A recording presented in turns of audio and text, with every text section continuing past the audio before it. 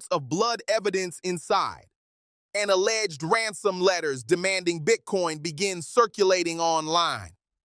That's not just a headline, that's a story that explodes. This is Social Heat. And tonight, we're diving into one of the most talked about disappearance stories circulating right now, the situation surrounding Nancy Guthrie, an 84-year-old woman. A quiet neighborhood in Arizona, a routine evening that ended in silence, and an internet that filled in the blanks faster than facts could catch up. Let's slow this down. Let's separate what's reported, what's alleged, and what's pure speculation. Because when a timeline goes dark, that's when the heat rises. Nancy Guthrie is 84 years old and lives in the Catalina foothills area near Tucson, Arizona. She is also the mother of Savannah Guthrie, co-host of NBC's Today Show. According to publicly reported accounts, she was last known to be at home on the evening of January 31st. The following morning, she failed to appear for church, something that immediately raised concern because of her established routine. Routine matters. When someone with consistent habits suddenly breaks that pattern without explanation, especially at that age, it changes the urgency level immediately. Family members went to check. She wasn't there. She was reported missing. Now here is where the tone of the story shifts. Reports indicate that personal belongings remained at the residence, items you would expect someone to take if leaving voluntarily. That detail alone fuels suspicion, because it suggests interruption. Then came the surveillance detail. Reports describe a masked individual seen near the residence appearing to tamper with a doorbell camera. That detail changed everything, because now there's not just absence, there's presence.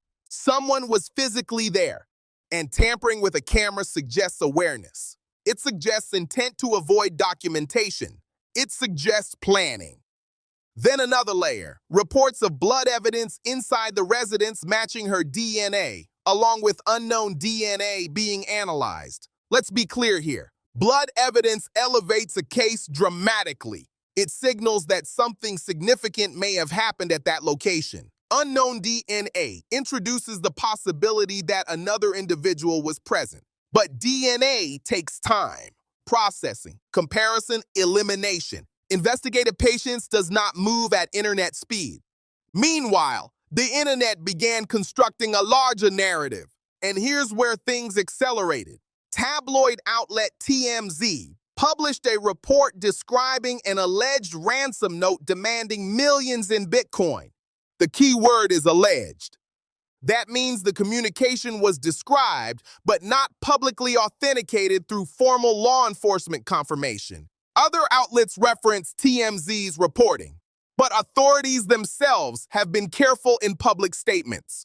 No detailed confirmation of direct verified communication has been publicly presented in official press briefings. That distinction matters, because once the word Bitcoin enters a story, it instantly feels modern, sophisticated, and organized.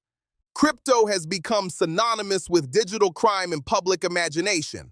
But here's the reality. If a cryptocurrency demand were real, investigators would monitor it intensely. Bitcoin transactions exist on a public ledger. They can be tracked. Wallets can be observed. Exchanges can be subpoenaed. It's not invisible magic money. But here's the deeper issue. In high-profile disappearance cases, hoax communications are common. When a case gets national attention, opportunists sometimes attempt to insert themselves into the narrative. So the presence of alleged ransom letters does not automatically confirm authenticity. Now let's step back. What do we actually have? An elderly woman missing after a normal evening. Surveillance imagery of a masked individual near the residence. Reports of blood evidence matching her DNA. Unknown DNA under analysis. Thousands of public tips flooding investigators. A significant reward offered for information. No announced arrests. And alleged ransom communications reported by a tabloid outlet. That is the structural outline. Now let's analyze possible theories carefully. Theory 1, targeted intrusion. The camera tampering suggests planning. Choosing overnight hours suggests low visibility. If someone knew her routine, that increases precision. Under this scenario, the individual approached with intent, controlled the environment, and removed her quickly. Where would she be under that theory? Likely transported away from the immediate area, possibly to a location pre-selected. But that is investigative logic, not confirmation. Theory 2, familiarity. If there was no obvious forced entry, it raises the possibility that the door may have been opened voluntarily. In many disappearance cases involving elderly individuals, investigators examine people with access, proximity, or knowledge of daily routine. Again, no public confirmation of a suspect, but statistically, investigators explore that angle. Theory 3, opportunistic but calculated. The masked figure detail suggests awareness, but awareness does not always mean deep personal connection. It could mean surveillance of vulnerable homes. It could mean random targeting with planning. That expands the geographic possibilities dramatically. Theory 4, the alleged ransom communications are unrelated interference. If the letters reported by TMZ were real communications but not from whoever is responsible, they could represent exploitation. High-profile cases attract noise. Noise complicates investigations. Noise creates false leads. Noise wastes time. And time is the most precious element in any disappearance. Now let's go deeper psychologically. Why did this story explode so fast? Because it has every cinematic ingredient. A quiet neighborhood, an elderly woman, a masked figure, camera tampering, blood evidence, Bitcoin, media involvement. It reads like a scripted thriller. And when narratives fit familiar crime patterns, the brain fills in missing chapters automatically. But investigators cannot operate on cinematic instinct. They operate on evidence. And evidence takes time. Authorities have reportedly requested surveillance footage from a wide radius and time frame. That suggests mapping movement, vehicle tracking, pattern reconstruction, building a timeline minute by minute. Thousands of tips mean thousands of threads to evaluate, and the absence of public updates does not equal inactivity. Silence often equals strategy. Investigators do not reveal everything they know. They do not confirm every detail publicly. They do not comment on every rumor, because doing so can compromise a case. So where is she? That is the hardest question. There is no publicly confirmed answer. Possibilities range from nearby concealment to rapid relocation. If the masked individual acted with preparation, transportation would likely have been arranged in advance. If the alleged ransom angle has legitimacy, that implies ongoing leverage.